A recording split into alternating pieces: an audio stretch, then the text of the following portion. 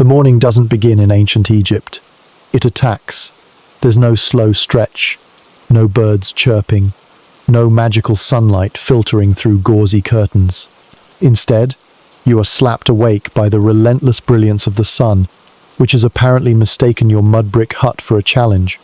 Your eyes open not to gentle dawn, but to a violent golden interrogation from the sky, God himself, Ra, in full performance mode. There are no blinds, no glass windows, and no walls thick enough to slow the light. Your house, such as it is made of sun-baked clay and straw, not because it's eco-friendly, but because that's what you have. Insulation is theoretical. Privacy is laughable. The scent of sweat, smoke, and something uncomfortably amphibian seeps through the air. Welcome back to ancient Egypt.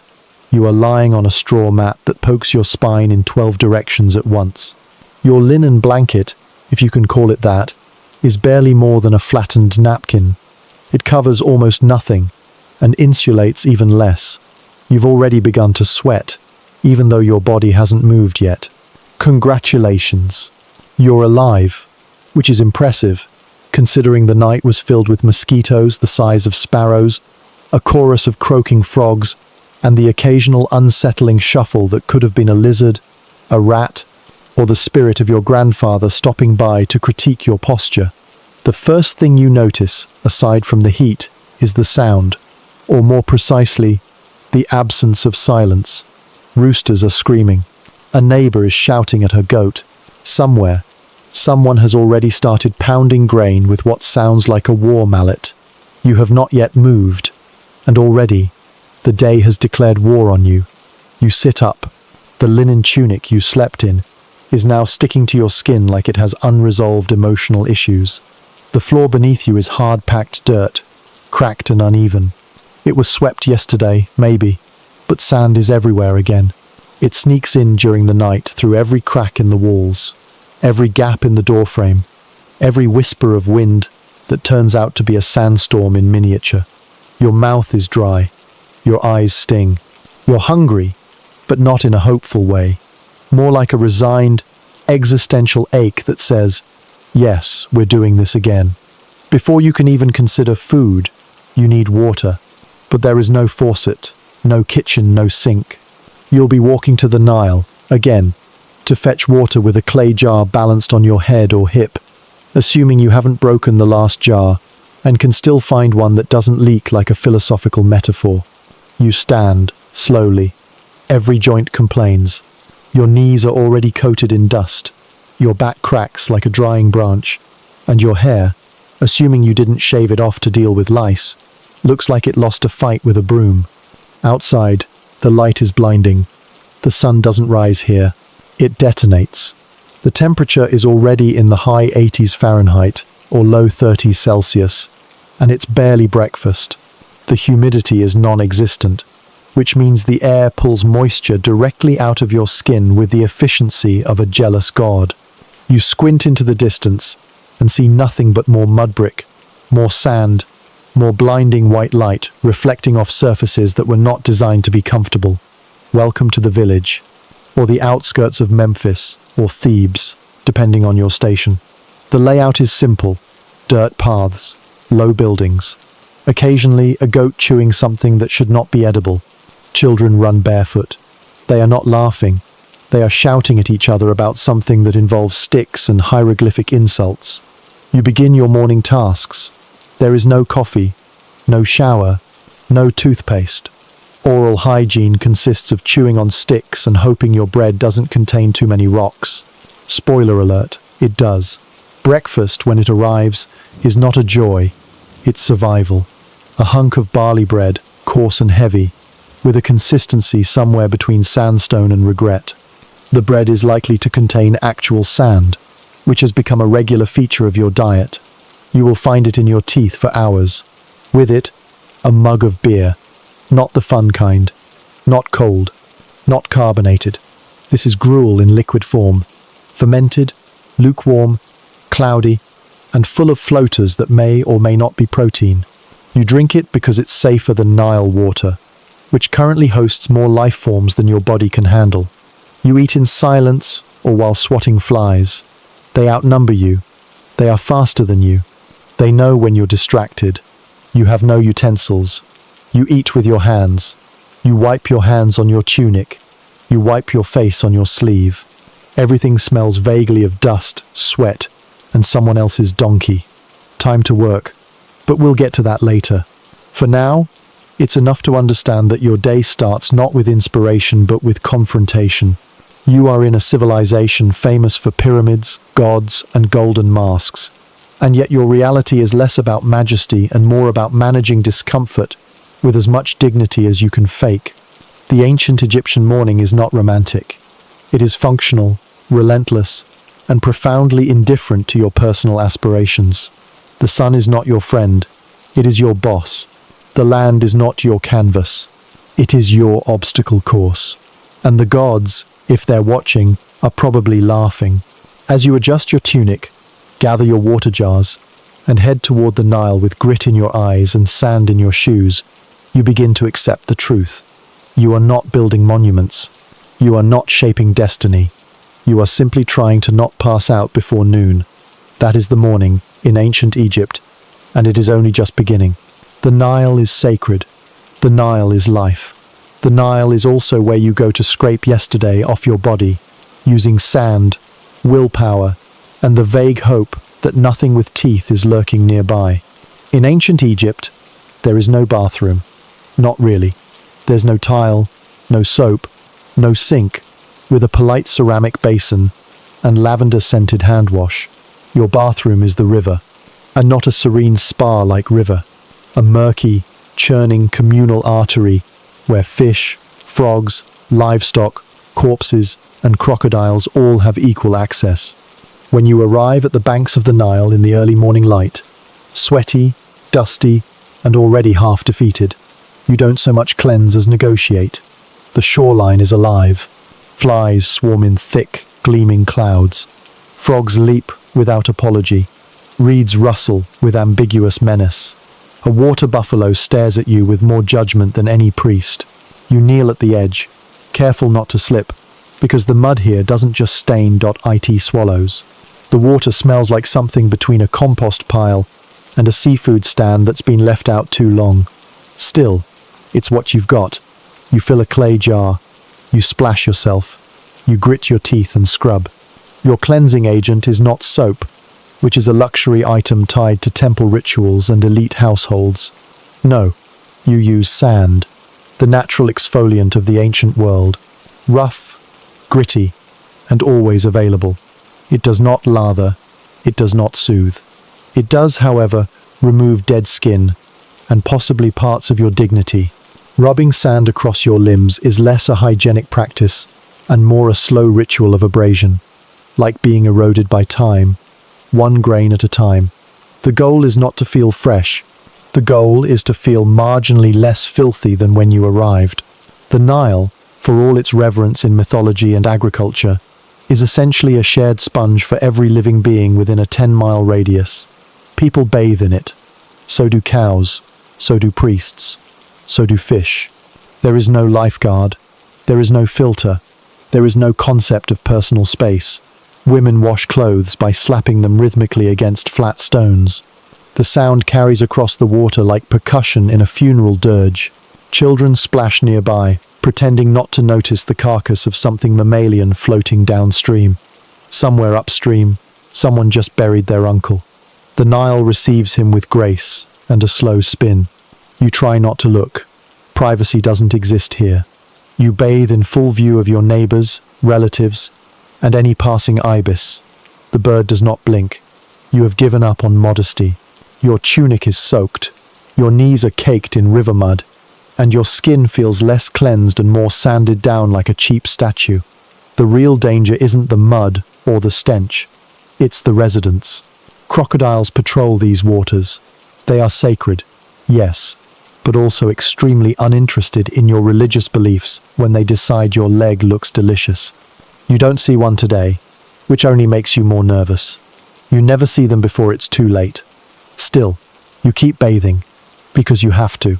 Not because you expect to smell nice, but because if you don't, the layers of sweat, dirt, and spiritual despair will form a crust strong enough to classify as a geological feature.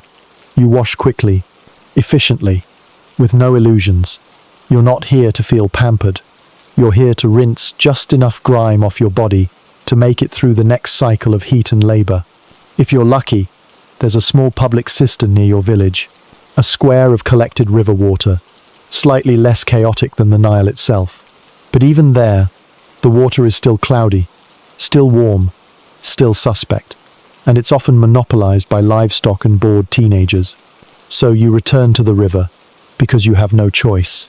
You fill jars. You pour water over your head. You scrub your arms and legs with the enthusiasm of someone erasing evidence. And when you're done, you trudge home dripping, sunburned, and slightly more damp than clean. This is your shower. This is your self-care. This is what purification looks like when the gods give you a river and then forget to install plumbing. Hygiene in ancient Egypt is not a matter of vanity. It's a necessity driven by pestilence, proximity, and public opinion. You are surrounded by others who smell like you, look like you, and bathe in the same biohazard. You judge each other silently. The standards are low, but they still exist. Your laundry, also done here, dries stiff in the heat. It smells vaguely like wet pottery and despair, but it's clean enough. Clean being defined as less likely to attract flies than yesterday. Your body may be sore, your skin scratched raw, and your hair only marginally detangled, but you survived another ritual at the water's edge. And that counts for something. The Nile is not gentle. It is not pristine. It does not welcome you with warmth or healing. It absorbs you, piece by piece, and gives back exactly what you put in, which, in your case, is mostly sweat and crushed expectations. And still the river flows, because it is divine, because it is necessary, because it is the only thing keeping you and everyone you know from turning into a human-shaped pile of dust. You gather your water jars, now filled and heavy, and balance them carefully as you begin the walk back. The sun is climbing, the path is uneven, the flies are persistent. Your tunic clings to you with the desperation of wet linen that knows it won't dry before midday. Your feet squelch in your sandals. You look back at the Nile once, briefly. It glimmers in the distance, not like a jewel, but like a challenge. You survived the bath. Now you must survive the day. And that, in ancient Egypt, is the real miracle. Breakfast in ancient Egypt is not a meal. It is a negotiation between your digestive system, your teeth, and your survival instincts. It is not designed for pleasure. It is not presented with garnish. It does not arrive in bed or accompanied by poetry. It arrives, if you are lucky, in the form of a rock-hard loaf of barley bread and a mug of beer that looks and smells like someone gave up halfway through making porridge.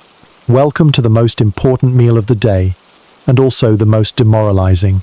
You sit on a stool, assuming you own such a luxury.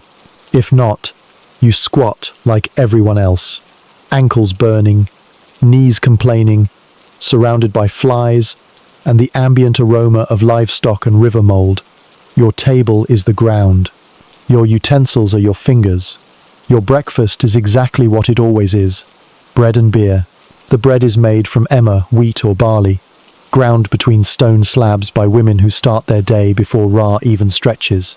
This grinding process, while effective, also introduces generous helpings of grit because the stones themselves chip over time.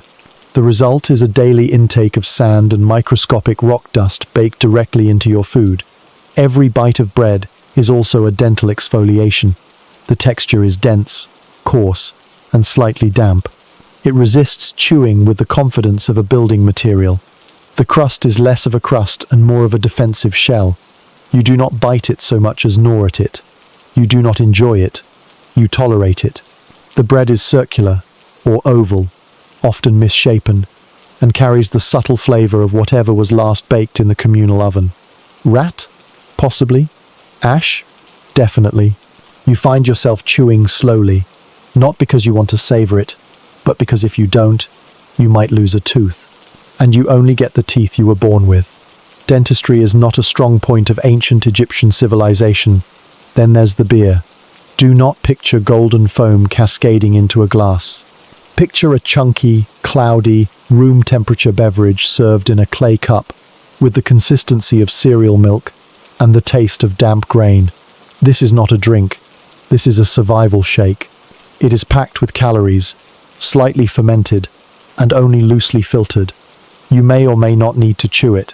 It is made from leftover bread, soaked in water, and allowed to ferment in open vats, sometimes strained through reeds, sometimes not. It's barely alcoholic by modern standards, but it is nutritious, safe to drink, and doesn't contain river parasites. In other words, it is a blessing disguised as punishment.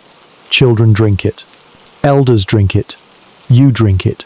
Not to celebrate, but because it is safer than anything else available. Your immune system has evolved to accept this as normal. Your standards have been adjusted accordingly.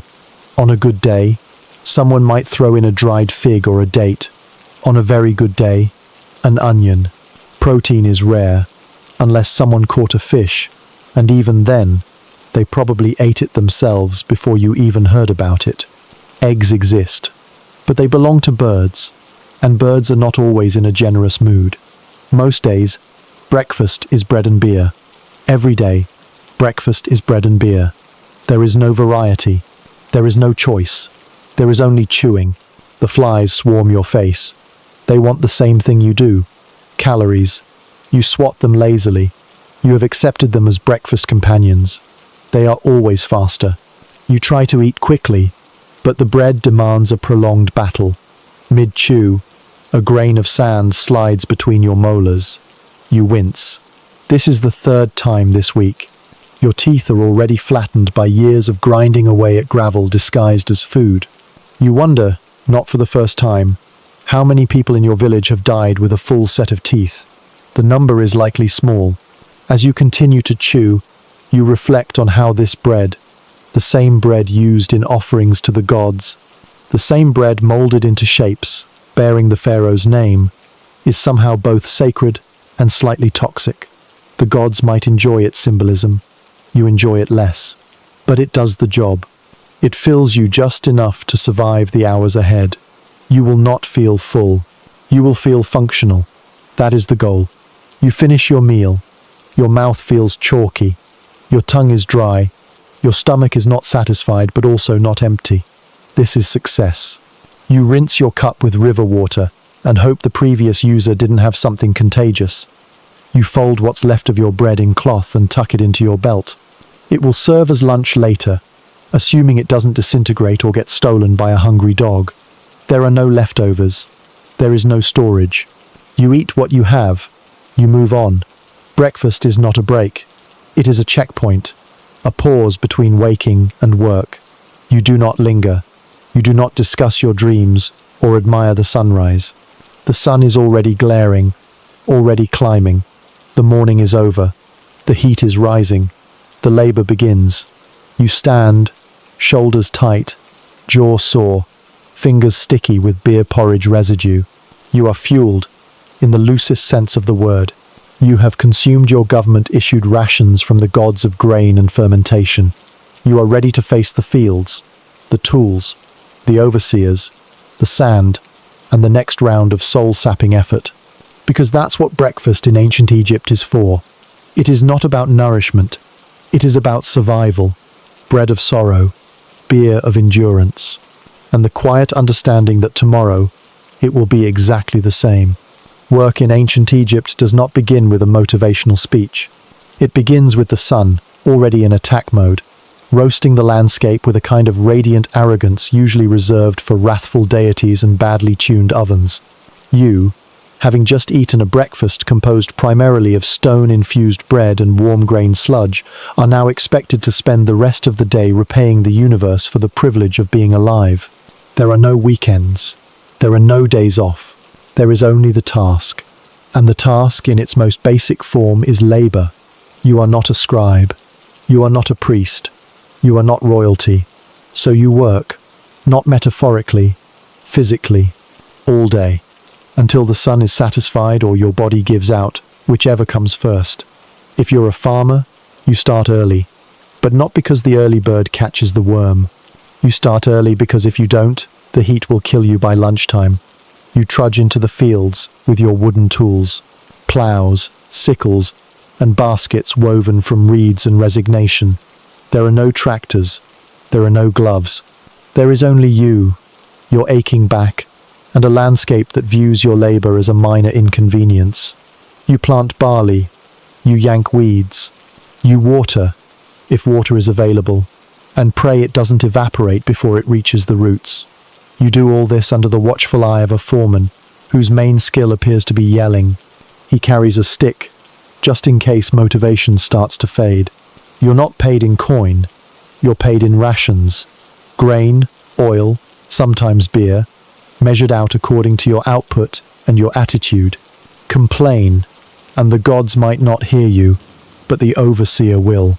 If you're a laborer on state projects, temples, tombs, pyramids, you're not planting, you're hauling. Stones, bricks, timber, all of it by hand, cart, and sheer force of collective will. You walk barefoot over gravel paths, push sleds through sand, and lift stones with ropes that chafe like moral lessons. The ramps are steep, the blocks are heavy. Your body is the machine, and there are no replacement parts. Trip, and you might break an ankle. Collapse, and someone drags you into the shade until you either recover or stop breathing. If you're building a tomb, congratulations. You're chiseling your way through limestone for someone who will be dead far longer than you will ever be alive. You carve walls with symbolic texts you can't read. You paint murals you don't understand. You sculpt images of gods who demand perfection but offer no ergonomic assistance. Mistakes are not forgiven. If you damage the wrong hieroglyph, you might be reassigned, which is a euphemism for vanishing quietly. Tomb construction is sacred work. Messing it up is the architectural equivalent of blasphemy. Women, of course, are not exempt. Your labor is domestic, which is just a polite way of saying you do everything. You grind grain with a saddle quern that turns your hands into calloused clubs. You fetch water in jars heavier than your toddler. You weave linen, cook meals, care for children, and help in the fields when needed, which is always. You give birth in a room with no medical equipment, and then return to work with a newborn strapped to your hip. You do not get breaks. You get moments. A breath while the pot boils. A pause while the baby sleeps. Then back to the grind. Literally. The tools are primitive. The heat is punishing. Your tunic is soaked in sweat before the first hour passes. Sand clings to every crease of your body like it's trying to merge with your skin. You wipe your face with the same cloth you use to carry supplies. You drink when you can, but water is scarce, and the Nile is far. Your body aches. This is normal. Pain is not a signal to stop. It is proof that you're still useful. There is no retirement. There is no long-term plan. You work until you can't. Then someone else takes your place. That is the cycle. That is the contract. If you're assigned to a royal project, say carving statues of the pharaoh or erecting obelisks, you do it with the understanding that every blow of your hammer is for the glory of someone else. You may never see their face, but you will carve it larger than life onto stone that will outlast your bones. You are anonymous. They are eternal. This is the social agreement. You serve. They ascend. And if you're lucky, you're allowed to die with your tools near your side. If not, they're passed to someone younger and more hydrated. There is no concept of self-fulfillment. You are not trying to find your passion. Your passion is irrelevant. The harvest is coming. The temple must rise. The tomb must be finished before its resident expires. Your goals are not personal. They are logistical. Labor is sacred. Sweat is currency. Time is the overseer's. By midday, your muscles are stiff. Your skin is raw. The shade is disappearing. You chew on a second chunk of bread, half stale and half sand, and swallow it with a grimace. Lunch is brief. The flies return. The sun remains. The work continues. Your feet throb. Your hands blister. Your eyes sting from the dust. You are not suffering in silence. You are suffering as expected. Evenings come slowly. The light begins to dim, but the temperature does not. You keep working until the supervisor signals the end. You carry your tools home or stash them nearby. You do not own them. You are not supposed to. You are property in a loose social sense. You belong to the system. You belong to the gods. You belong to the dirt. When you return home, your body is sore, your mind numb. There is no massage. There is no hot bath. There is only more bread, more beer, and the chance to sleep until the next round. You fall onto your mat. You close your eyes. You thank the gods, out of habit, not hope, because tomorrow will be exactly the same. Sweat, dust, divine labor. The holy trinity of ancient Egyptian survival. Sand is not scenery in ancient Egypt. It is not poetic. It is not metaphorical. It is not something you marvel at during sunsets while pondering eternity. It is a problem. A persistent, granular, aggressive problem that infiltrates every aspect of your life with the precision of a military campaign and the enthusiasm of a curse. If you live in ancient Egypt, you do not just walk on sand. You breathe it, wear it, eat it, and sleep in it. It is not a background texture. It is a character in your story. A villain, really. A soft, dry, inescapable antagonist. Begin with the obvious. Sand is everywhere. Your house, made from mud brick and desperation, is not sealed. There are no windows, only holes, no doors, just fabric draped in futility. The wind has no manners. It does not knock. It simply arrives, sweeps through your living space, and drops off a fine, glistening coat of dust over everything you own. Your floor is covered in it. Your mat is layered with it. Your cooking pots have it settled neatly at the bottom, like a seasoning from the gods. Sand does not care about your cleaning efforts. You sweep, and it returns. You block the doorway, and it finds the roof. It waits for you to sleep, then settles gently onto your eyelids like a gritty blessing. You are never alone. Sand is in your bed. It is in your clothes. Your linen tunic, already thin and vaguely translucent, does nothing to stop it. Sand slides in from the sleeves, up the hem, down the collar. It reaches every fold of your body with tactical efficiency. There are crevices you did not know existed until sand arrived to explore them. It itches, it grinds, it refuses to leave. Bathing doesn't help. You can spend a full hour scrubbing in the Nile with fistfuls of sand, trying to remove other sand, only to walk home and find yourself completely resanded by the time you cross your own threshold. It is a cycle of abrasion and futility. Your skin develops a constant texture, half sweat, half stone paper. You no longer question it. You simply exist within the sensation. Eating is no escape. Your bread, the primary food group of your unfortunate era, is made from grain ground on stone slabs. This process guarantees that tiny shards of grit end up in every bite. You eat sand every day. It is not a condiment. It is a core ingredient. You do not complain. You chew slowly. You swallow carefully. You endure the dental erosion as a natural consequence of staying alive. Archaeologists examining Egyptian skulls routinely find teeth worn down to stumps by the age of 30.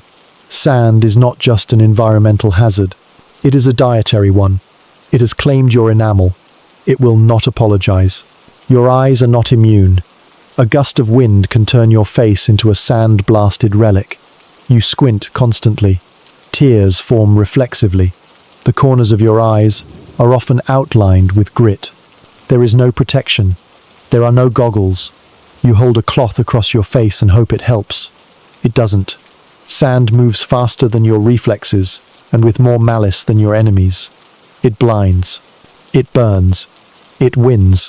Footwear, for those who have it, is made of reeds or cheap leather. The soles are thin. The straps are weak. Sand gets inside instantly. If you walk barefoot, and most people do, your feet are permanently cracked, your heels like sandstone, your toes lined with micro-abrasions. You leave footprints behind you, not out of vanity, but because sand has fused with your skin. Sandstorms are the grand finale. the full theatrical production. One moment, the sky is clear. The next, you are trapped in a howling blur of beige fury. Visibility drops to zero. Conversations stop mid-sentence. People vanish into dust. You cover your face. You crouch. You pray to any god that will listen. When it passes, you emerge looking like you've been entombed. Your hair is crusted.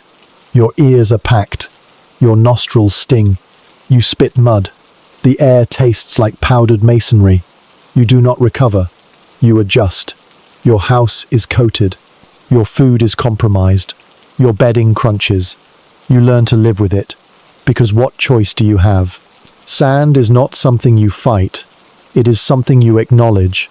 Like taxes, death, and divine wrath. It does not sleep. It does not negotiate. It does not care. It gets into your scrolls, your offerings, your beer, your dreams. There is no escape. You could be a farmer, a laborer, a priest, a noble. You could be a child or a pharaoh. Sand does not discriminate. It equalizes all status, erases all hygiene, and fills all cracks. It is democracy in granular form. And even when you die, wrapped in linen and sealed in a stone tomb, sand is waiting to slip into your sarcophagus, waiting to sift into your bandages, waiting to claim you, slowly, patiently, as it always does.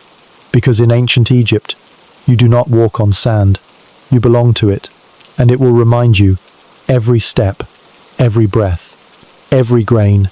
In ancient Egypt, religion is not a belief system. It is a scheduling algorithm with divine branding. It does not ask you if you believe. It does not care if you believe. It simply inserts itself into every moment of your day with the quiet authority of a priest holding a calendar chisel. Your life is not ruled by clocks. It is ruled by offerings, festivals, omens, lunar phases, and the digestive cycles of sacred animals. Time does not flow forward. It loops, circles, aligns with constellations, and occasionally stops entirely when a high priest decides the gods are in a bad mood. Your job, as a citizen of this theocratic spreadsheet, is to comply. The first hour of the day is not early morning. It is the hour of Ra's rising, a time associated with purification, light, and the opportunity to misstep so badly that you offend half the pantheon before breakfast. You are expected to act accordingly. This means bathing. Ritually if you're a priest, practically if you're not, and beginning your duties with solemn efficiency and a face that says, "Yes, I acknowledge the divine presence of the falcon-headed solar god, and I'm ready to shovel grain now." The gods are not a distant abstraction. They are the organizational chart of your society. Ra is upper management. Osiris handles the afterlife department. Thoth runs admin. Bastet does security. Anubis oversees HR for the dead. Every god has a portfolio. Every portfolio has a temple. Every temple has staff. And every staff member has very strong opinions about correct procedure. Religious festivals punctuate your calendar like recurring software updates. Some are annual, some are lunar. Some happen because someone saw a hawk fly left on a Tuesday. These festivals are not optional. They involve processions, offerings, synchronized chanting, and large quantities of beer for everyone not actively fasting or playing a ceremonial sistrum. You do not celebrate because you feel joyous. You celebrate because the system demands it. There is a ritual for everything. You want to plant a field? Offer barley to Renenutet, goddess of fertility. You want to build a house? Say a prayer to Ptah, god of craftsmen. You want your cat to stop staring into the void like it knows when you'll die? Hope Bastet is listening. Every task, no matter how mundane, comes with ritual protocol. Lighting a fire? Purify the hearth. Going to market? Avoid stepping on omens. Attending a funeral? Don't say the wrong words, or the soul might get lost in the dua and come back annoyed. Religion in Egypt is not a weekend activity. It is infrastructure. It governs when you can eat, what you can wear, how you dispose of waste, and why you can't ignore that statue staring at you from the corner of your granary. Every statue is considered alive. Every temple is a living body. Every priest is a specialized technician, performing divine maintenance with incense and hymns. If a god's image is chipped, it must be repaired. If a temple is dusty, it must be cleansed. If a ritual is missed, the entire cosmic order might unravel, and nobody wants that before lunch. Priests do not preach, they perform. Their rituals are technical, repetitive, and precise.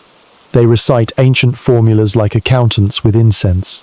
They dress the gods' statues in linen and jewelry, feed them food that is ritually offered, and then quietly eaten by temple staff, and anoint them with oils that cost more than your annual wage.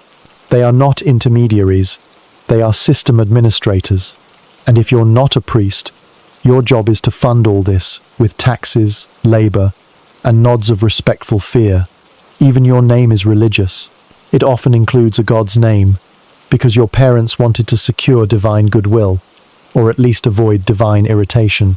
Every newborn is inspected by a local priest, not for medical purposes, but for spiritual alignment. Every death is a ritual, every tomb, a theological statement, every offering table, a reminder that even your afterlife has a schedule. The afterlife, in fact, is the most bureaucratic place imaginable. You will be judged. Your heart will be weighed. You will be required to recite 42 negative confessions in which you deny every imaginable sin, including stealing temple incense or walking loudly. If your heart is heavier than a feather, a crocodile-headed creature will eat it, and you will cease to exist. Not be punished, not suffer eternally. Simply be deleted from the cosmic database. Permanently. This is not metaphor. This is official doctrine. It is terrifyingly precise. If you are a royal, you have your own version of the system, more elaborate, more expensive, but no less demanding. Your tomb must align with sacred geography. Your sarcophagus must be inscribed with spells. Your mummification must involve a team of professionals who are not allowed to mess up even slightly, because if your nose rots off before the journey to the underworld, that could be interpreted as an insult to Anubis, and no one wants that paperwork. Religion is not a question of belief. It is a matter of correct action. Piety is procedural. Faith is irrelevant. The gods are not asking for your heart. They are asking for your accuracy. Skip a ritual, and you may curse your crops. Perform it sloppily, and your cow might stop producing milk. Anger a local deity, and your roof might collapse in the middle of dinner. These are not coincidences. They are logged consequences. You participate not because you are devout, but because the alternative is chaos. Literal chaos. The kind with frogs, blood, and divine plagues. The kind no one has time for. Religion in ancient Egypt is your operating system. You cannot uninstall it. You cannot opt out. You cannot switch to a rival platform. You can only update it. Slowly, reverently, and with appropriate libations. It manages your calendar, your ethics, your sleep schedule, your funeral plans, and your cosmic destiny. It is not convenient. It is not user-friendly, but it is omnipresent, and like the sand, it gets into everything. In ancient Egypt, getting sick is not a personal failure. It is simply another way for the universe to remind you that your body is a fragile sack of fluids, precariously balanced between divine favor and digestive sabotage. You have no antibiotics, no antiseptic, no health insurance. What you have is hope, honey, and a papyrus scroll filled with medical wisdom that reads like the combined efforts of a pharmacist, a poet, and a very creative farmer. Egyptian medicine is not primitive. It is ambitious. It is experimental. It is built on the belief that the human body is both a physical machine and a spiritual battlefield, and healing requires addressing both with equal parts precision and superstition. The result is a system that includes surgery, herbal remedies, incantations, and instructions like apply crocodile dung and chant 3 times. The most important tool in this medical empire is the Edwin Smith Papyrus. a scroll of surgical cases that suggest Egyptians knew more than they should have about anatomy, possibly because of frequent wars and creative embalming. They could stitch wounds, reset broken bones, and recognize head trauma. If your skull was cracked open, someone might actually try to treat it, rather than just cover it with linen and wait for you to stop moving. This was progress, until they reached the point in the scroll where it said, "This cannot be treated," and then you were politely handed over to the gods. Most medicine, however, does not involve surgery. It involves substances, hundreds of them, crushed herbs, roots, resins, minerals, and things best left unidentified. Honey is the star of the show. It is sticky, golden, and antibacterial, something the Egyptians did not know scientifically, but understood practically. They used it on wounds, burns, and infections because it sealed the injury and kept out flies. It was also used in eye ointments, throat pastes, and any treatment that required both sweetness and adhesion. Honey was the duct tape of ancient Egyptian healthcare. Beyond that, you get remedies that include moldy bread, primitive antibiotics, dates, garlic, onions, and various animal fats. Some treatments make sense in hindsight, others sound like dares. You might be told to swallow ground ostrich eggshell, or rub donkey liver on your temples, or insert a suppository made of herbs and beer-soaked linen. No explanation is offered. You do it, or you don't. Your health, your gamble. Diagnosis is a delicate matter. Egyptian doctors, called Swen W, which somehow sounds like both respect and resignation, divide ailments into treatable, manageable, and hopeless. If you are in the treatable category, you get a prescription. If you are in the hopeless category, you get a priest. The overlap between medicine and magic is intentional. Spells are part of the cure. You chant incantations while applying ointments. You wear amulets to protect your spleen. You avoid certain foods not for dietary reasons, but because they angered a hippo god in a story someone's uncle once swore was true. The heart is considered the center of thought, memory, and emotion. The brain is largely ignored. This is not a metaphor. It is medical doctrine. In mummification, the brain is removed and discarded through the nose. The heart is preserved and weighed against a feather to determine moral worth. If your chest hurts, it's emotional. If your head hurts, it's probably your fault. Women's health is a particular adventure. There are entire sections of medical papyri devoted to childbirth, fertility, and contraception. Treatments include inserting mixtures of honey, dates, and crocodile dung into the vagina to either promote or prevent pregnancy, depending on the phase of the moon and the opinion of the attending midwife. Pain relief during labor is theoretical. You're expected to tough it out with amulets, incense, and the gentle encouragement of older women who also screamed through their deliveries and survived. Dental issues are universal and universally miserable. There is no dental care. Your teeth are eroded by years of eating gritty bread. If you get an abscess, the swelling is treated with poultices and prayer. If a tooth falls out, you consider it a win. There are no drills, no fillings, just honey, herbs, and hope you don't die of a jaw infection. And then there are the parasites. You will get them. Everyone gets them. The Nile is full of them. Your food is full of them. Your intestines are not a private sanctuary. Remedies include bitter herbs, purging agents, and instructions like, stand near a flame and let the evil spirits exit. It works about as well as you'd expect. Yet somehow, Egyptians lived. Many made it into old age. They documented their ailments. They developed hundreds of treatments.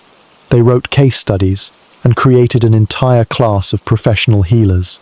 They were not ignorant. They were persistent. Their medicine was an evolving blend of observation, ritual, and stubborn optimism. When modern scientists studied mummies, they found evidence of healed fractures, surgical incisions, and long-term illnesses that had been endured with impressive resilience. Ancient Egyptian medicine, for all its flaws, kept people going, not comfortably, not safely, but going. So when you feel sick in ancient Egypt, you go to the healer. They look at your tongue. They examine your urine. They mutter to the gods. They grind herbs and smear honey on your wounds. They tell you to avoid fish, anger, and cold air. They give you instructions written in pictographs that require interpretation, imagination, and blind trust. And you follow them. Because what else can you do? You swallow the mixture. You wear the amulet. You whisper the spell. You sleep on the good side of the bed and hope the god of the stomach is in a generous mood. It's not perfect, but it's what you have. Medicine by hope and honey. And, somehow, for a surprising number of people, it works. Being a woman in ancient Egypt is not a niche experience. It is not an optional side quest. It is the full-time job of survival with a wardrobe made of translucent linen, a cosmetic kit full of lead, and an unofficial license to wage daily war against lice. You are not a decoration. You are an essential workforce. You grind the grain. You haul the water. You weave the linen that will one day wrap both living bodies and dead ones. You run the household, raise the children, and, if the family goat permits, you occasionally get 5 minutes to sit down. Unlike many ancient societies, Egypt gives you legal status. You can own property. You can divorce your husband. You can sue someone in court, testify, or inherit land. This sounds progressive until you realize that you still do 90% of the housework, get 0% of the rest, and your wig is currently infested. Egyptian women, rich or poor, are expected to be both practical and presentable. Your clothes are linen, always linen, because that's what the Nile provides. If you're poor, your tunic is short, unbleached, and transparent. If you're rich, it's long, pleated, and also transparent, but with better tailoring. Nudity is normal. Modesty is social, not visual. Nobody cares that your dress is see-through. They care if you talk too loudly in the wrong temple. Hygiene is your personal battle. Baths are infrequent, and usually involve someone else pouring cold water over you while you try not to scream. Your hair, if not shaved to avoid lice, is oiled and braided, or hidden under a wig. The wig is beautiful from a distance and itchy up close. If it's a good wig, it's made of human hair. If it's a bad wig, it's made of palm fibers. Either way, it's a trap for sand, heat, and insects. Lice are constant companions. You delouse yourself and your children with bronze combs, prayers, and resignation. You smear your scalp with aromatic oils and hope the gods are feeling merciful. Cosmetics are not optional. They are sacred.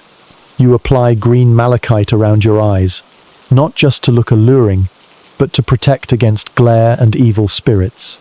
Your eyeliner is made of galena, a lead-based substance that slowly poisons you while improving your aesthetic. Lip and cheek tints are made from ochre, beetle juice, or whatever else someone decided looked nice, smeared on a statue.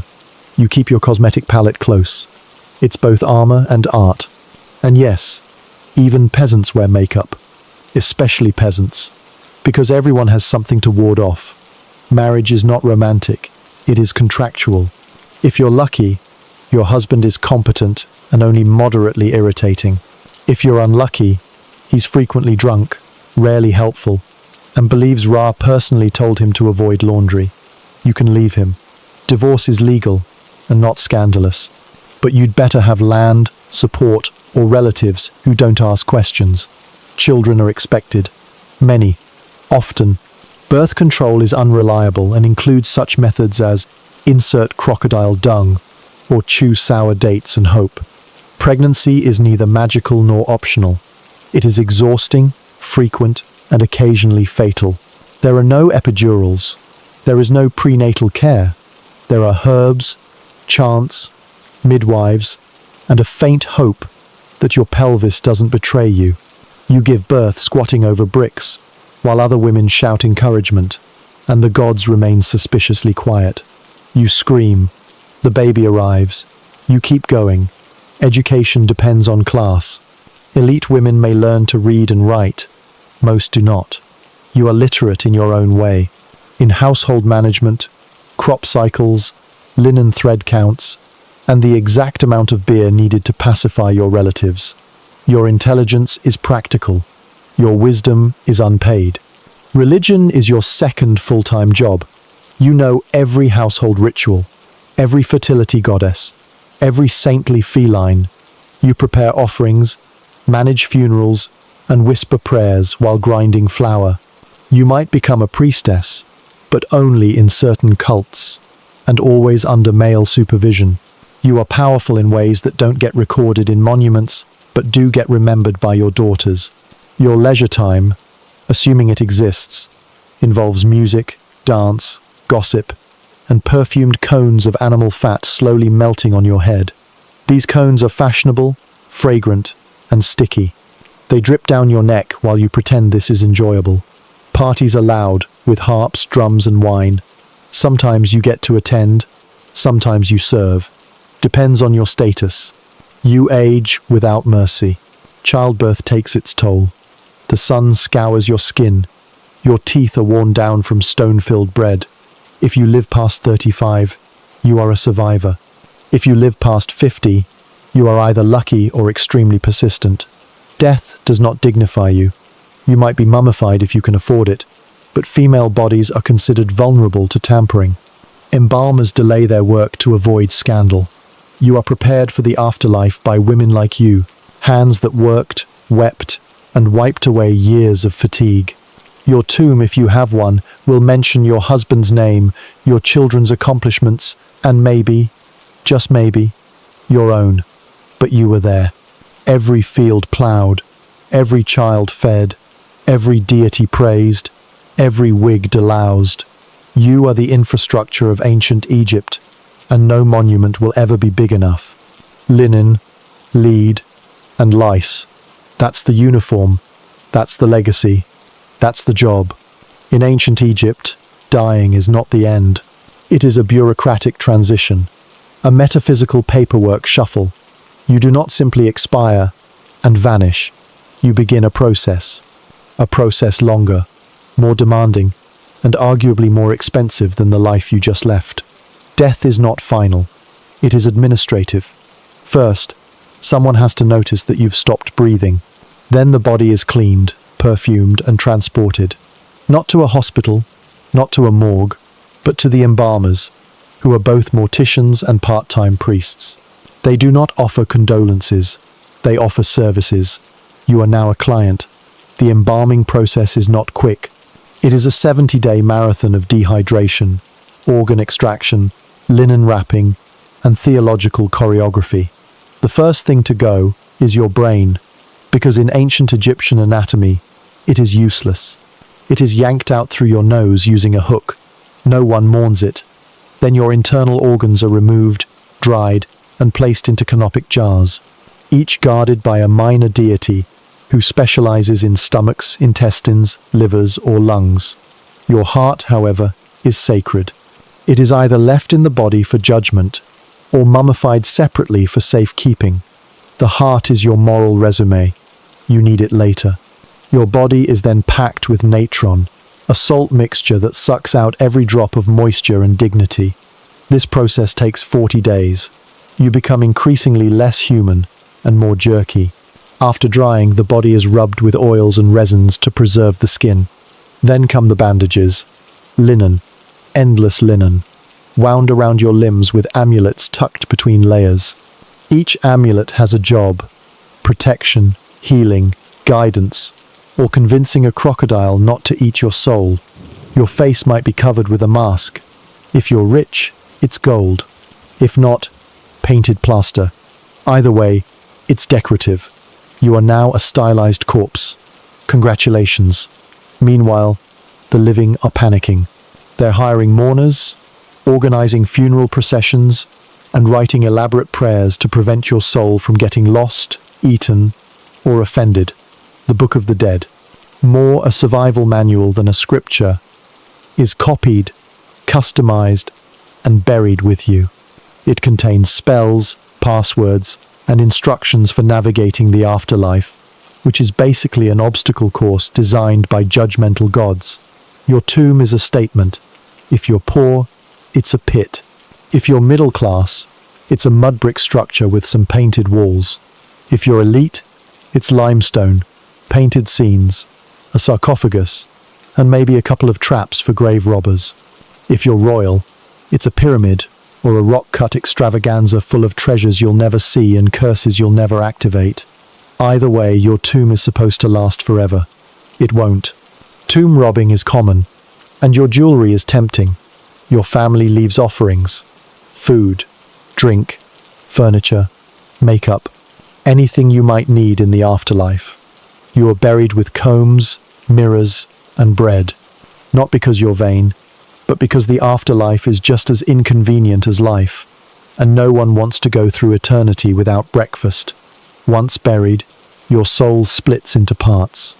There's the car, your life force, which needs sustenance. There's the bar, your personality, which can fly between worlds. And there's your shadow, your name, and your body, all of which must remain intact, or your soul risks annihilation. The car lives in the tomb. The bar goes on adventures, but they both need regular attention. If no one performs rituals for you, feeds your car, or says your name, you fade. You do not become a ghost. You become forgotten. And that is the ultimate Egyptian fear. Judgment comes in the Hall of Two Truths. You stand before Osiris, flanked by divine clerks. Your heart is placed on a scale, balanced against a feather, the symbol of Maat, goddess of truth. If your heart is heavier, full of lies, murder, or unpaid debts, it is eaten by Amit, the devourer, part lion, part hippo, part crocodile, all terrifying. You are erased. If your heart is lighter, you move on. Where to? The field of reeds. A perfect version of Egypt, but with fewer taxes. There, you plough fields, reunite with loved ones, and live in eternal equilibrium. It is not paradise. It is sustainable agriculture. The afterlife is not a reward. It is another round of responsibilities. You maintain your tomb. You supervise offerings. You try not to get forgotten. If your descendants slack off, you might have to haunt them as a polite reminder to burn some incense and say your name correctly. Even the gods are watching. Fail to show the proper respect, and your soul can be reassigned. There is no retirement. There is no oblivion. There is only performance, perpetual piety, and occasional judgment. Death, in ancient Egypt, is not dramatic.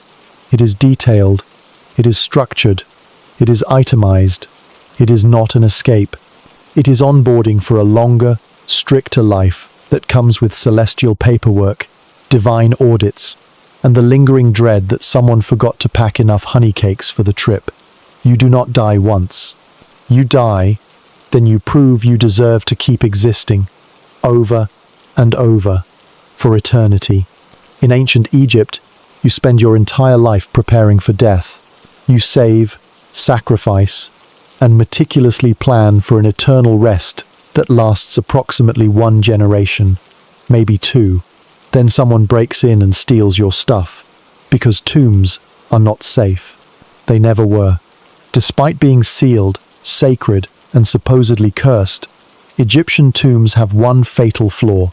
They are filled with valuable things, and everyone knows exactly where they are. You don't need a treasure map.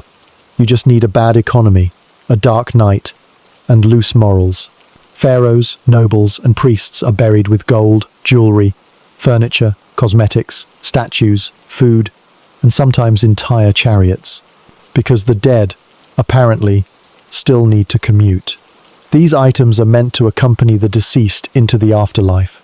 In reality, they accompany thieves to the nearest black market. The minute the burial is over and the mourners leave, your eternal home becomes a target. Thieves come with tools, knowledge, and the quiet understanding that the gods may frown on grave robbing. But poverty does not. These robbers are not amateurs. They are often professionals. Some are former workers who helped build the tombs. Some are guards. Some are priests. They know the layout. They know which passageways are fake. They know where the valuables are hidden and how to bypass traps that were never particularly effective to begin with. The tombs of the Valley of the Kings were looted long before archaeologists ever arrived. Ramses VI? Looted. Seti I? Looted. Tutankhamun? Only mostly looted. His tomb was missed because the entrance was buried under another tomb's construction debris. That's what saved him. Architectural litter. The theft begins with gold and precious stones, but it rarely stops there. Robbers will rip jewelry off corpses, pry amulets from between bandages, and burn linen wrappings just to search for hidden treasures. The mummies are not respected. They are dismantled, dismembered, and discarded. Heads are tossed in corners. Hands are hacked off for rings. The sarcophagus is split for firewood or sold as antique furniture. Even the inscriptions are not safe, chiseled off and resold as souvenirs. Ancient Egyptian authorities knew this was a problem. There were legal texts dedicated to tomb robbery trials, complete with confessions and penalties. Spoiler: the penalties were severe. Mutilation, death, or death followed by mutilation. But it didn't help, because the same people who enforced the law were often part of the crime ring.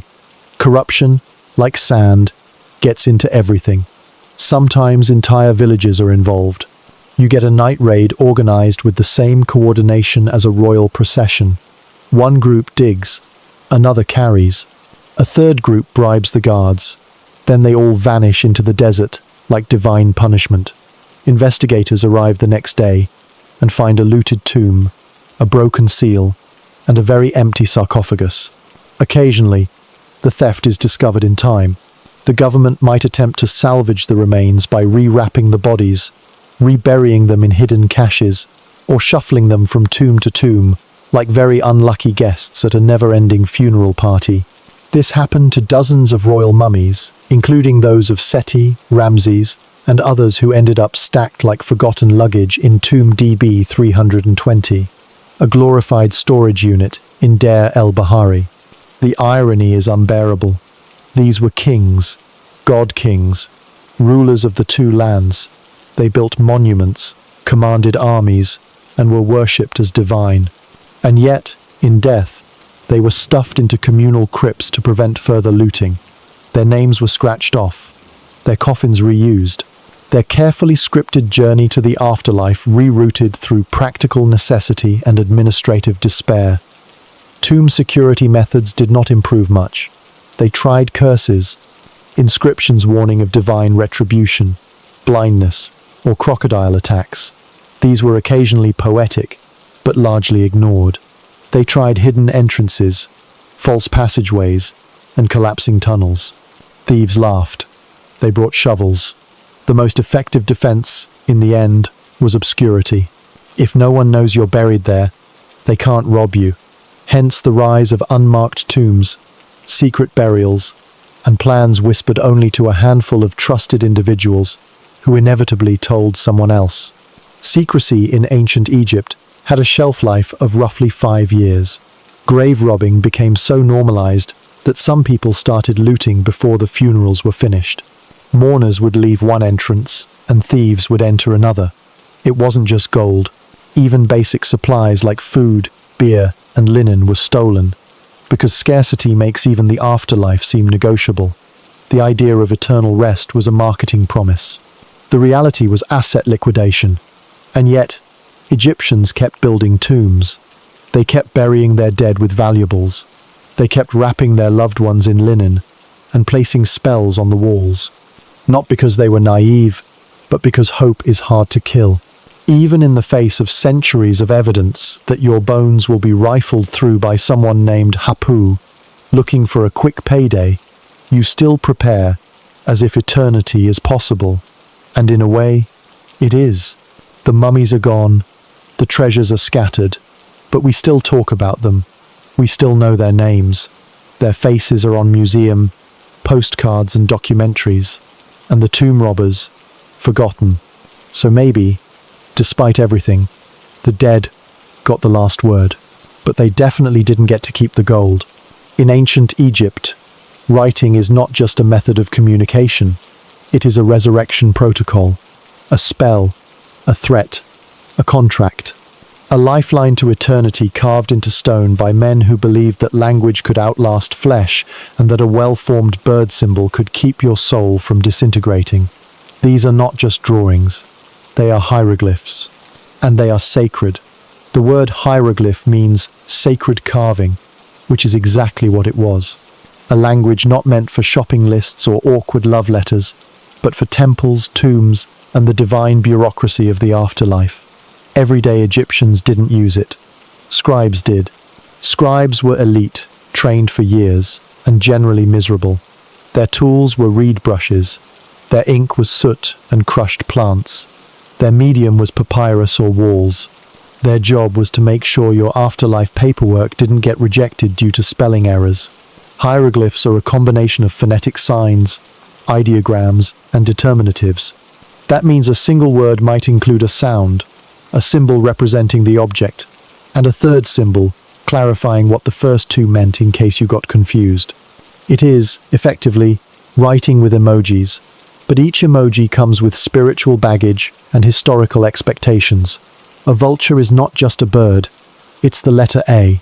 It's also a goddess. It's also a warning. Everything in hieroglyphs means at least 3 things. Possibly 5. Possibly none of them, depending on context, century, or which direction the animals are facing. Yes, direction matters. Hieroglyphs can be written left to right to left, or top to bottom. You read them by looking at which way the birds and humans face. If they're looking left, you read left. If they're looking right, you read right. If you misread, you might accidentally tell the gods they're pigs. Accuracy matters. Very few people are literate. Literacy is not freedom. It's responsibility. It's a job. Scribes are state assets. They record taxes, track grain, document oaths, and write curses. They don't compose poetry unless it's government-sponsored. Their hands cramp, their backs ache.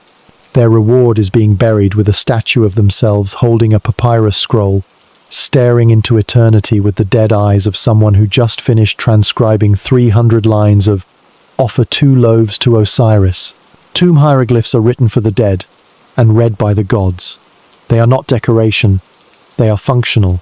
They tell your story, list your titles, recount your piety, and include spells to protect you from snakes, betrayal, or forgetting your name. Forgetting your name is a cosmic disaster. If your name is not spoken or written, your soul fades. Hieroglyphs keep your name visible, therefore they keep you alive.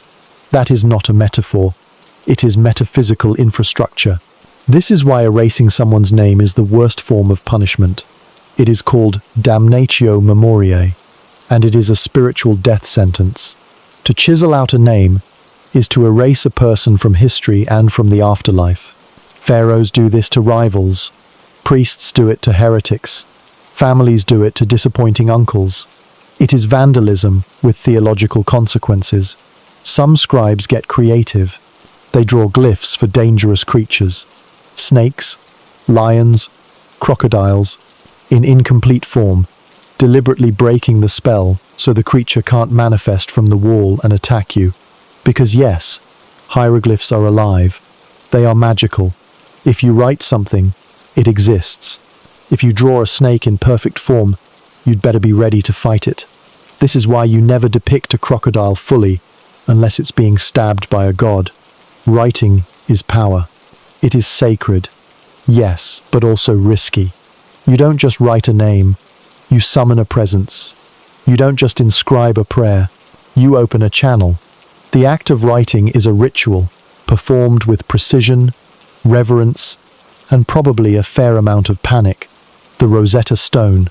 Yes, the one in the British Museum that everyone pretends to have read, was the key to translating hieroglyphs.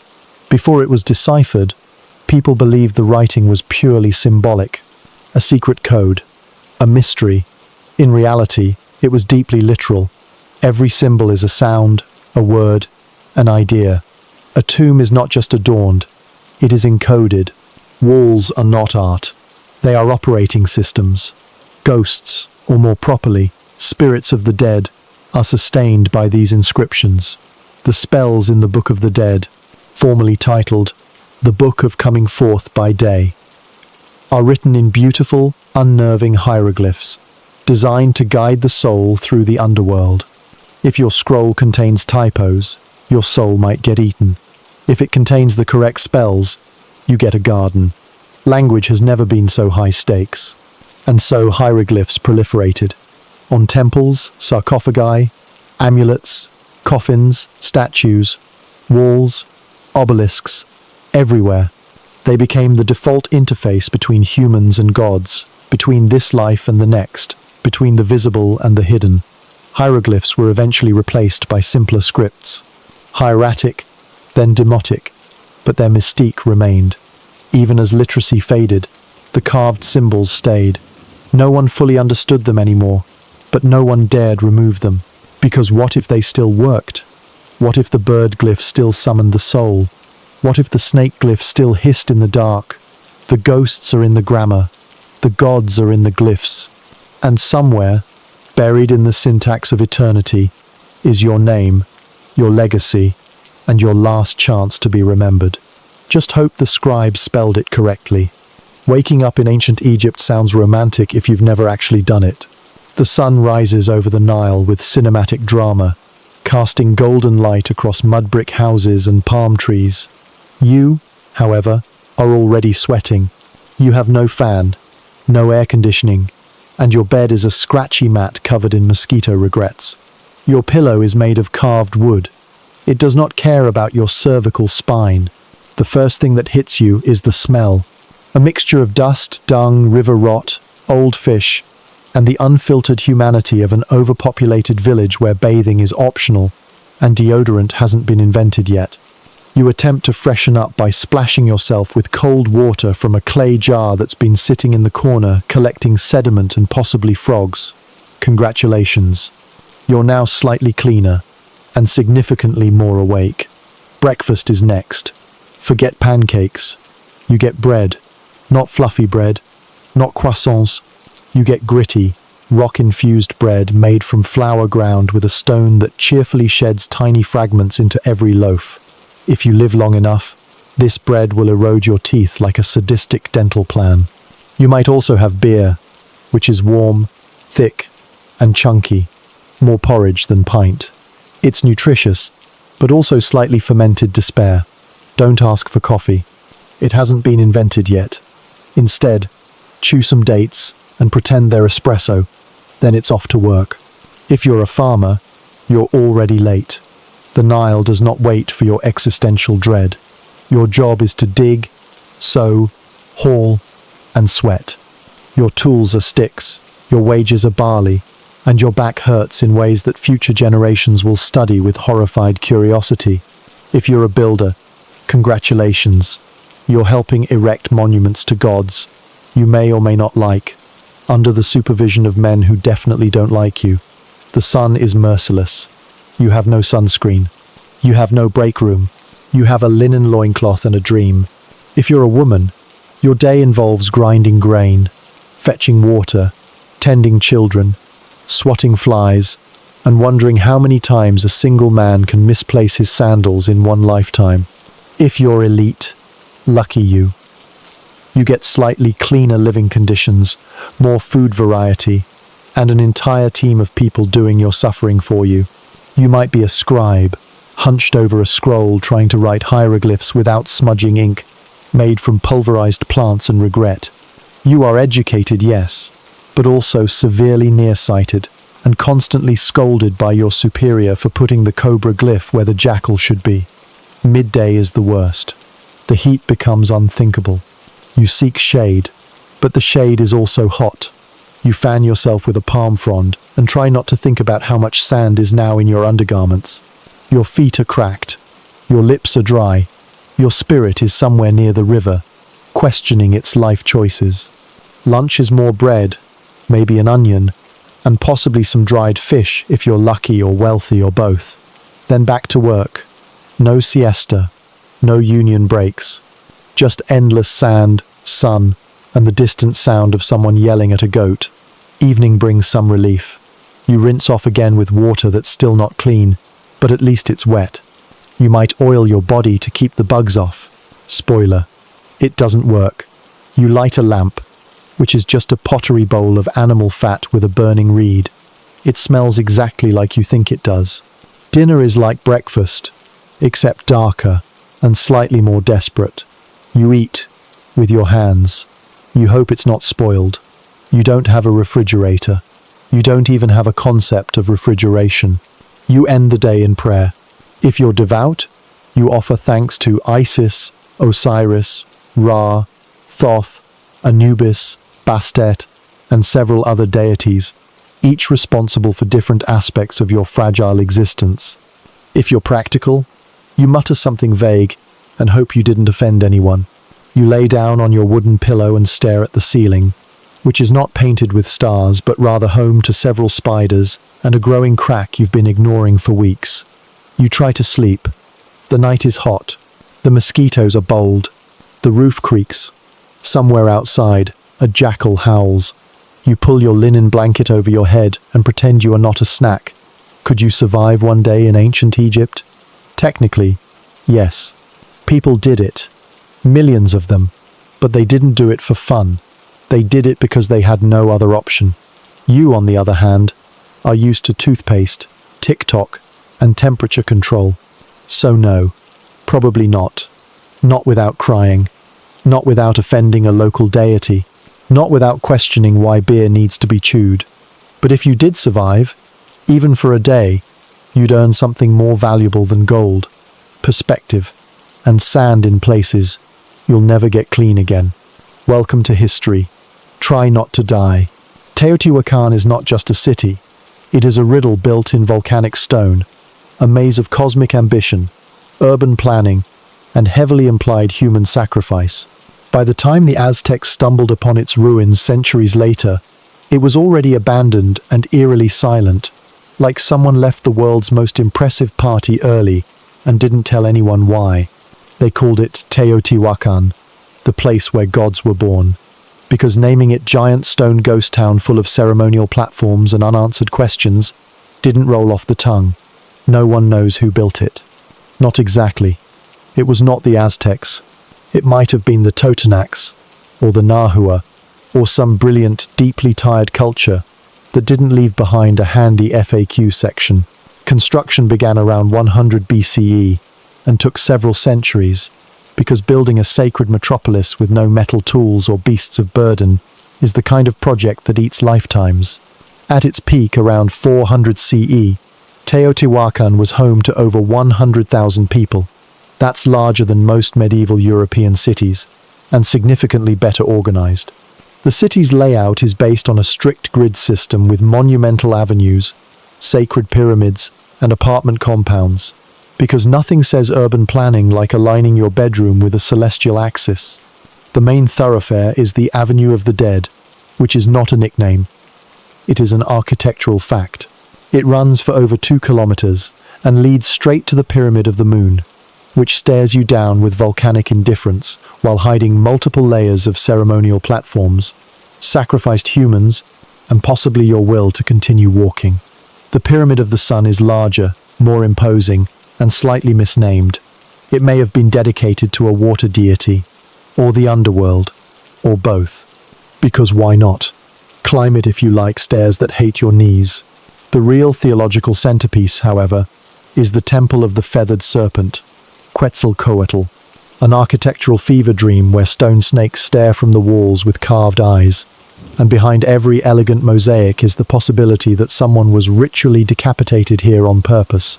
Because sacrifice is not just ritual, it's infrastructure.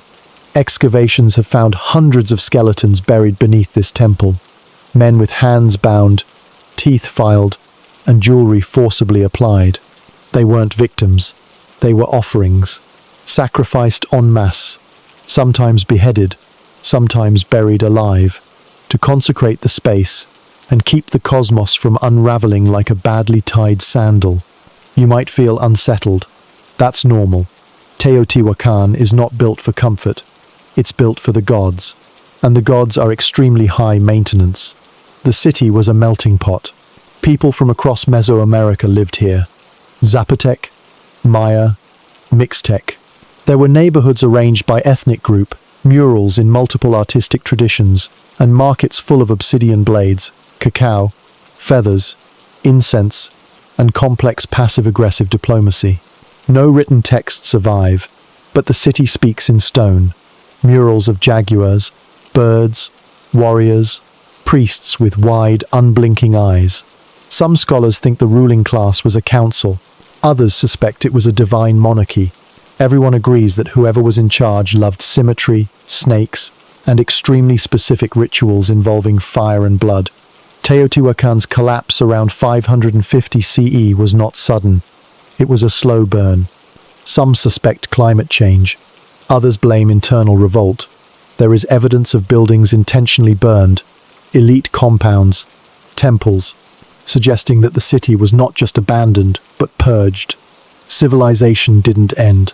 It simply moved out, left the lights on, and forgot to file a change of address form. The Aztecs later treated the ruins with reverence and dread. They incorporated the myths. They held pilgrimages. They claimed descent from the Teotihuacanos, because what better way to legitimize your empire than to co-opt the abandoned glory of a place whose scale and silence make your own capital look like a cluttered flea market. Modern tourists climb the pyramids and take selfies, unaware that they are walking through a city where the streets once echoed with drums, chants, and the low, pragmatic conversation of someone asking whether that blood offering was supposed to happen before or after lunch. Teotihuacan is not haunted because of its ghosts. It is haunted because of its precision, its scale, its silence. Cities don't usually die like this. They decay. They fragment. Teotihuacan simply stopped. But the stones remain. The gods remain. And Quetzalcoatl, the feathered serpent, still watches from the wall, carved in volcanic stone, waiting for the next sacrifice, or at least a tourist who understands what they're standing on. Welcome to the city of gods, commerce, and curated violence. You won't find gift shops, but you will find eternity, whether you asked for it or not. Stones do not build themselves, but in ancient Mesoamerica, it sometimes felt like they did, carried into place not by cranes or pulleys, but by ritual, blood, and an alarming tolerance for repetitive, back-breaking labor. These were not simple construction projects. They were cosmic blueprints turned into civic nightmares. To raise a pyramid was to perform theology with stone and suffering. Every measurement was a message. Every staircase was a calendar. Every shadow at the solstice was a divine email from the gods, confirming your architectural choices. Welcome to the world of cosmic engineering, where a misplaced brick might doom your afterlife, and a well-aligned temple could stabilize the sun. The concept is simple. The universe has structure, so your cities should, too. Sacred geometry was not aesthetic. It was preventative maintenance for the cosmos. You aligned your temple with the cardinal points, not for symmetry, but because the gods were watching and they had opinions. You built your pyramid to mimic sacred mountains because mountains were divine Wi-Fi towers, transmitting spiritual power between heaven and earth. Want rain? Sacrifice someone and build higher. Want peace? Add another platform. Want the sun to keep rising? Better hope your calendar math is correct, and your priests haven't miscounted the number of obsidian knives needed this week. The materials were not chosen at random. Volcanic stone symbolized power, permanence, and mildly volcanic inconvenience.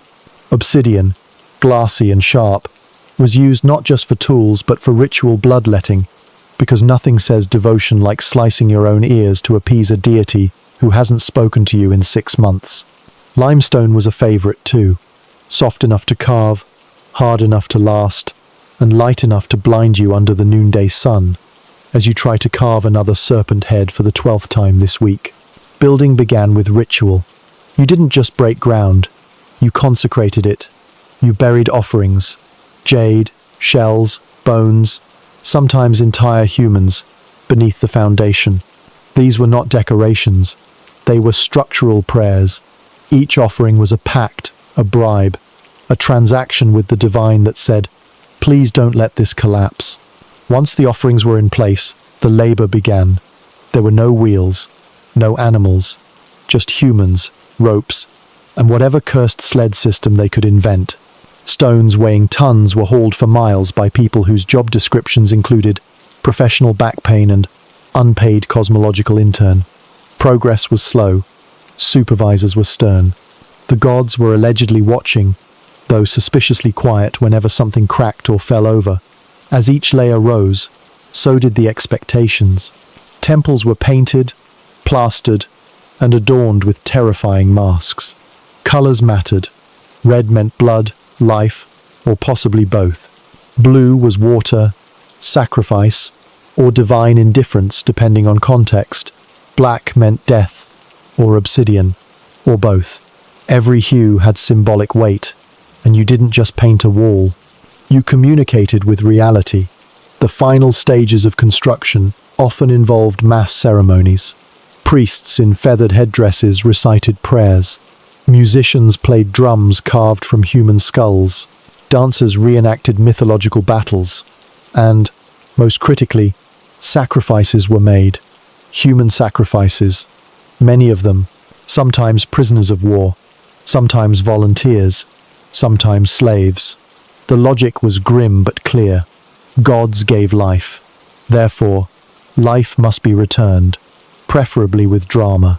Victims were killed on altars, their blood running down steps designed to channel it in neat, symmetrical patterns. This wasn't just horror, it was hydraulics. The placement of the altar, the slope of the stairs, the orientation of the temple, everything worked together to turn death into spectacle and architecture into theology. Temples became stages, pyramids became megaphones. Blood wasn't just spilled, it was applied with intent. And yet, these civilizations weren't just obsessed with violence, they were obsessed with precision. The Mayan calendar was more accurate than anything Europe had, until the Gregorian reform. Observatories were built into temples. Celestial alignments were tracked with terrifying accuracy. The pyramid at Chichen Itza casts a perfect serpent shadow during the equinox. This was not an accident. This was the result of centuries of observation, calculation, and the occasional bloodletting when the math got difficult. Cosmic engineering wasn't metaphorical, it was literal. To live in Mesoamerica was to exist inside a map of time. Your home pointed to the heavens. Your temple encoded the stars. Your society ran on astronomy, agriculture, and the quiet assumption that if anything went wrong, someone needed to be sacrificed. Buildings weren't just places, they were machines. You didn't worship in them, you activated them. Every corner, every stairwell, every carving was part of a ritual circuit board designed to maintain divine favor and predict seasonal apocalypse. And when things did fall apart, drought, war, rebellion, it was not bad luck, it was bad design. A signal that the rituals had failed, the blood wasn't enough, or someone put the sun god statue on the wrong shelf again. Today, we walk through the ruins and marvel at the stones. We measure the precision, photograph the shadows, and try to understand why entire societies invested so much in projects that bled them dry. The answer is disappointingly simple. They thought it mattered. Not just for politics, not just for show, but for survival. These buildings weren't optional. They were life support systems for a world teetering between order and chaos. And while the gods may have stopped answering emails, the stones are still here, aligned, carved, and waiting. Welcome to the blueprint of belief. Just mind the altar. It's still a little slippery. Legacy is what's left after everything else disappears. Dust, memory, and stone. The ancient world excelled at building things that refused to die, even when the people who built them were long gone. Their names erased or mispronounced. Their cities swallowed by jungle, sand, or bureaucratic disinterest. And yet the stones remain, staring, silent, judgmental. You can't argue with a pyramid. You can't debate with a temple that still aligns with the stars after 2,000 years of erosion, conquest, and pigeons. You can only stand there, mildly sunburned, and feel small. Echoes in stone are not metaphors. They are literal. Carvings whisper stories, glyphs repeat prayers, walls repeat themselves with every photograph, postcard, and accidental misinterpretation by a tourist who thinks every figure is an alien. These structures were built to last, not just as buildings, but as messages, to the gods, to the dead, to the future, to us. The legacy of Egypt is not just the pyramids. It's the idea that death is negotiable, that names matter, and that if you carve your story deep enough, someone might still be reading it in the year 2025, wondering whether your eyeliner really looked like that. The legacy of Teotihuacan is not just the city's scale, it's the silence, the precision, the terrifying suggestion that you can engineer belief, construct divinity, and organize society around a sunbeam. The people are gone, the alignment remains. Civilizations are temporary, stones are stubborn, but the meaning is not in the endurance, it's in the effort. Someone chiseled every symbol by hand. Someone aligned every wall with celestial events that don't impress us anymore because our smartphones tell time better than the gods.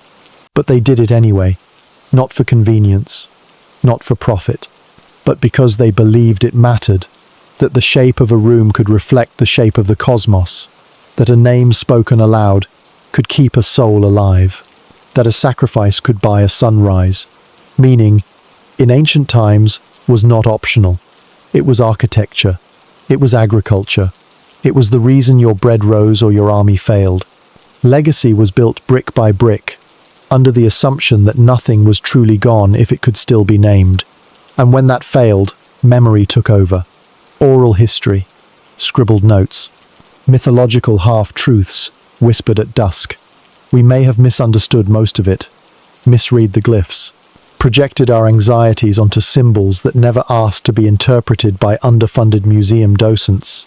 But we kept listening, because deep down, we know that stones don't lie. They just wait. The boring part of history, the repetition, the dusty catalogues, the seventh identical statue of a seated scribe, is where legacy actually lives.